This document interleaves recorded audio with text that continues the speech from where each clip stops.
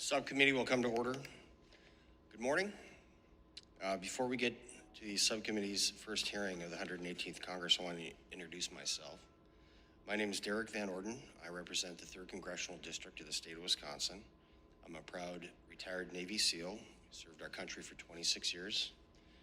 I did 5 combat tours during that time. I'm a 100% service-connected disabled veteran. I get all my health care through the VA, and I've utilized a lot of the programs myself and with my family and my shipmates that we cover under this purview. I'm also incredibly excited to be working with Ranking Member Levin and other members of the subcommittee to serve those who have served us and given us our freedom. During this last Congress, Representative Levin and Representative Moore did amazing work by enacting meaningful legislation and conducting oversight over the VA. And under your leadership, this committee was not bipartisan. It was nonpartisan. I think that's the highest compliment you can give anybody in this town. And I intend to follow your example. And I expect every member of this committee to do the same because the issues we're dealing with here supersede politics. I hope to continue to work with my ranking member in this Congress, especially on the Transition Assistance Program, the programs for homeless veterans, and improving the GI Bill. I recognize myself for an opening statement. I'm pleased to be here today to discuss the Uniformed Services Employment and Reemployment Rights Act of 1994, or USERA, and the impact it's had on our service members and veterans.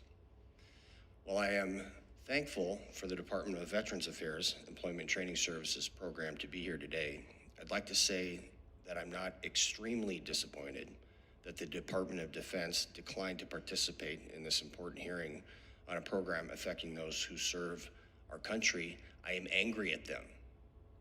DoD's employer support of the Guard and Reserve program has a vital role in protecting service members and educating employees about USERA rights and making sure our men and women transition from uniform to veteran.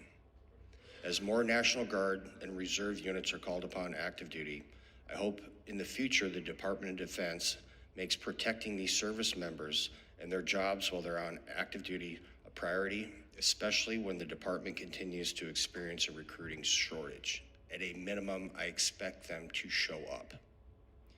USERA, which was signed into law in 1994, does an incredibly important job of making sure that when service member returns to civilian life, they have employee protections and are not negatively impacted for protecting our country. This is not a workforce development or maintenance issue. This is a national security issue, as our National Guard and reservists are integral to maintaining our freedoms.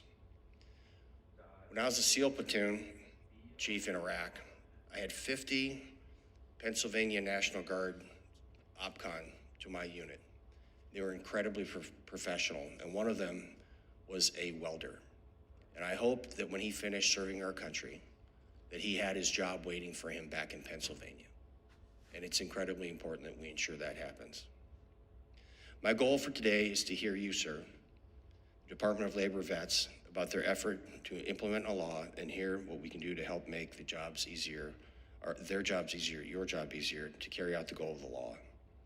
American businesses have been, and I know will continue to be, supportive of the mission of the National Guard, but there needs to be a balance of this mission and its impact on businesses' ability to survive. This is especially true after COVID lockdowns and the rising inflation created by some poor economic choices of the Biden administration. And I'm also looking forward to listening to the comments from our second panel on how USERA can be improved and what they are hearing about implementing this law from a practitioner's point of view. To be clear, the law is the law, and I will not stand for those companies or government entities who wave the flag and post patriotic videos on Veterans Day and Memorial Day, but then fail to support our service members and their families when they're deployed. Not on my watch.